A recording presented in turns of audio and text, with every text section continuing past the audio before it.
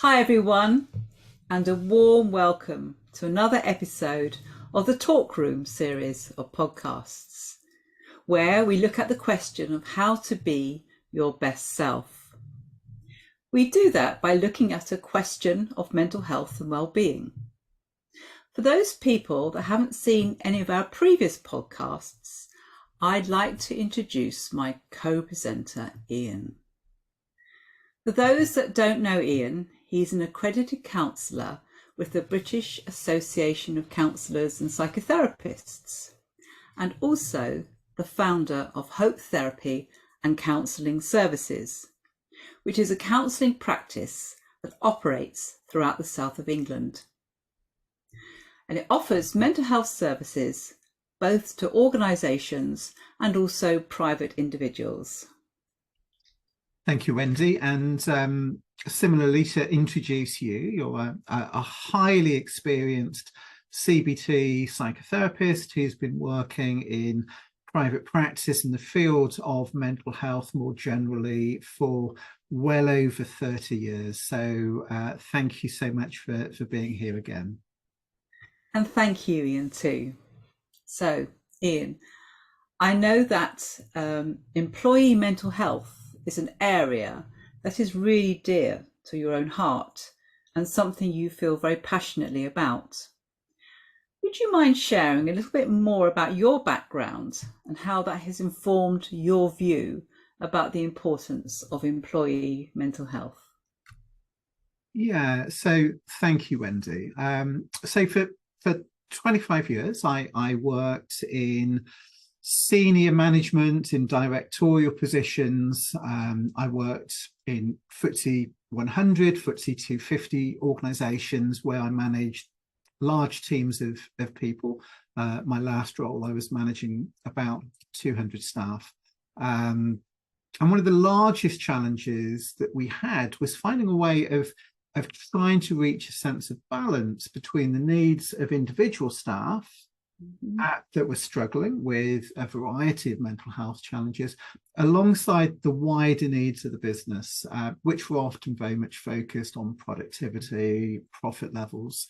I've also worked with lots of really small businesses, and what my experience has shown is that whether it's a large or a small company, they both struggle with many of the same issues, that constant drive to perform, to be productive, to generate cash for the business, while needing to also balance that against the needs of the individual employee who may be struggling with a variety of mental health and well-being challenges. Yes, I can imagine that might be quite a challenge. Businesses today are being placed under more and more pressure to deliver more and more profit to satisfy shareholders. I can imagine the temptation can be to put pressure on individual staff to perform. But that isn't necessarily always helpful if somebody is already really struggling with their own mental health challenges. Yeah, I mean, that's entirely right. So the risk is that if people that are already struggling with mental health challenges are pushed too hard, they may get to a point where they simply go off sick, or they leave the business altogether. From an employee perspective, they may feel that they have no choice because they can't function in what they seem to be an increasingly stressful environment. And from an employer's perspective, who may be very focused on productivity, that's the worst possible solution.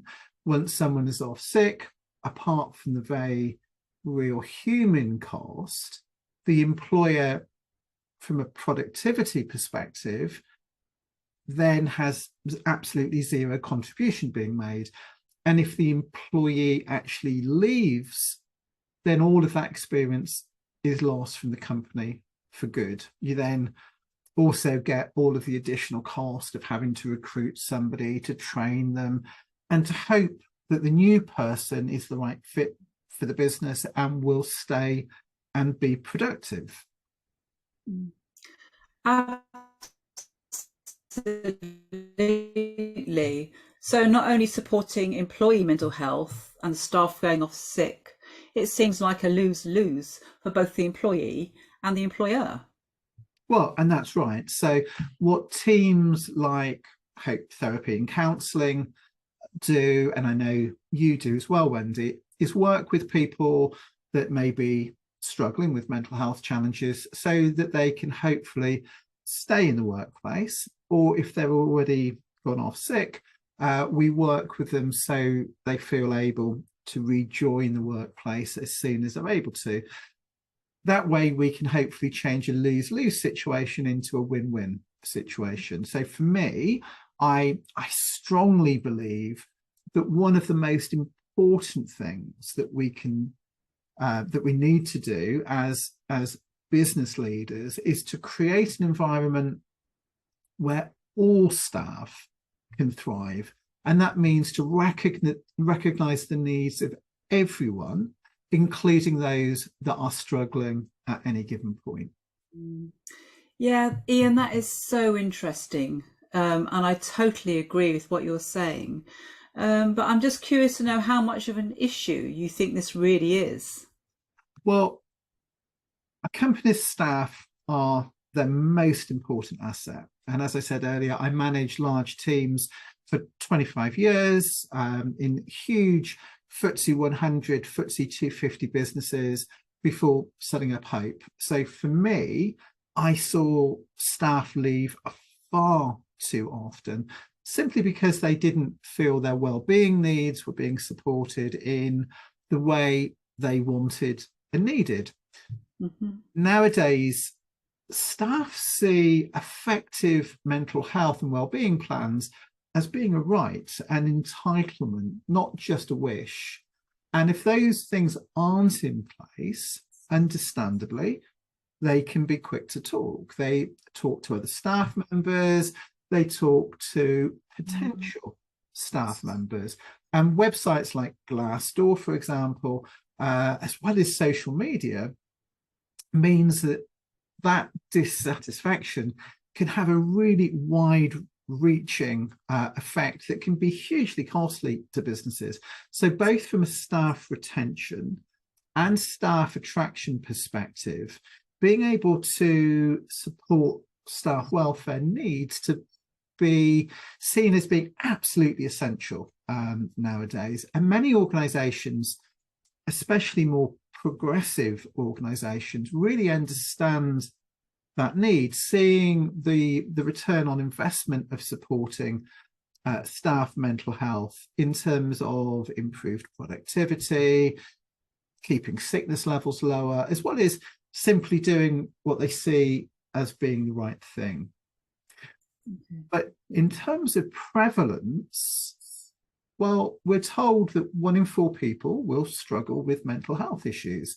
So that's a quarter of your staff are likely to struggle with a condition that would be impacting them in some way in the workplace. Even if they don't get signed off or leave the business, it's still going to be impacting them. In terms of people that get as far as being actually absent from work, well, the Health and Safety Executive told us that in 2020, 2021, stress, depression, or anxiety accounted for something like 17 million lost employment days per year. So that was nearly 3% of people actually got as far as being signed off at some point due to mental health, with 51% of long-term sickness being attributable to stress, depression, or anxiety. These are huge, huge numbers. And we're also seeing increases in mental health self-reported absence in the workplace.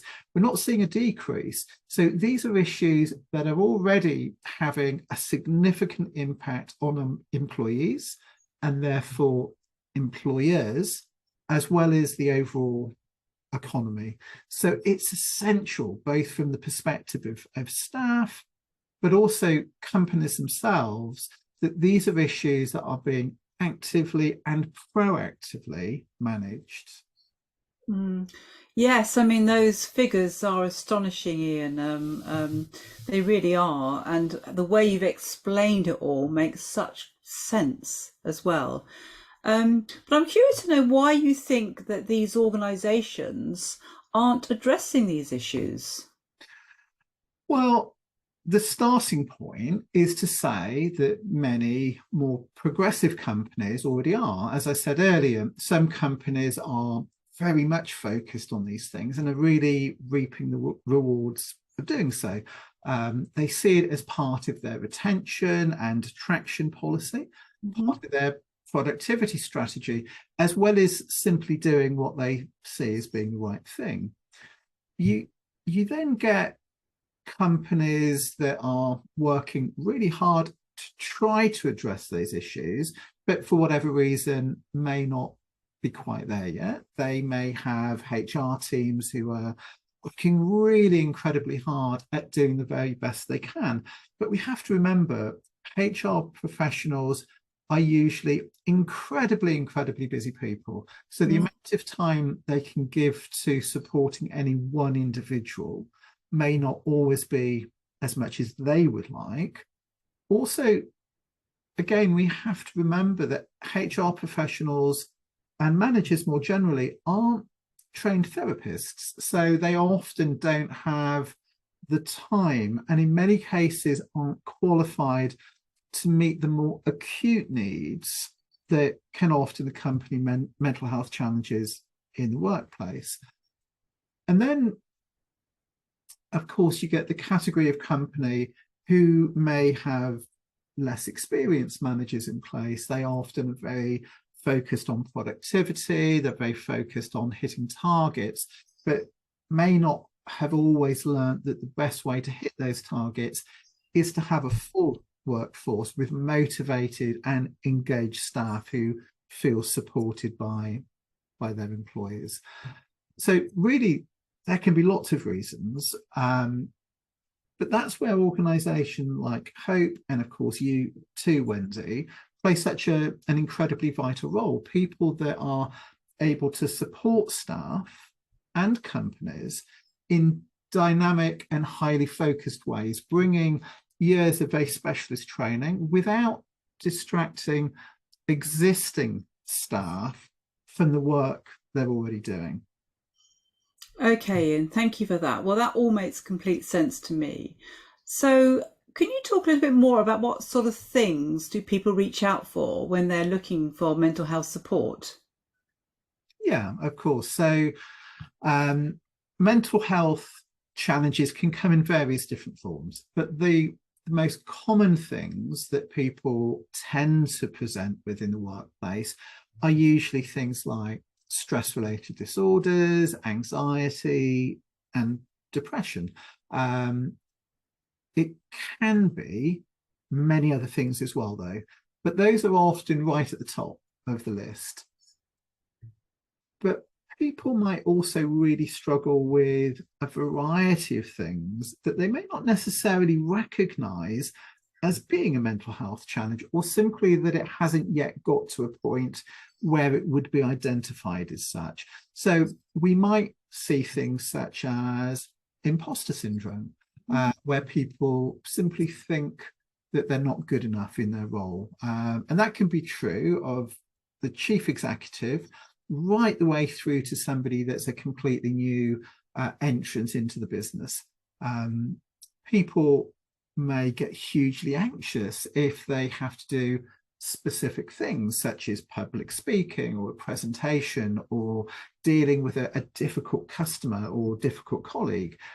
And a counsellor may work with any of those things and so many more things besides.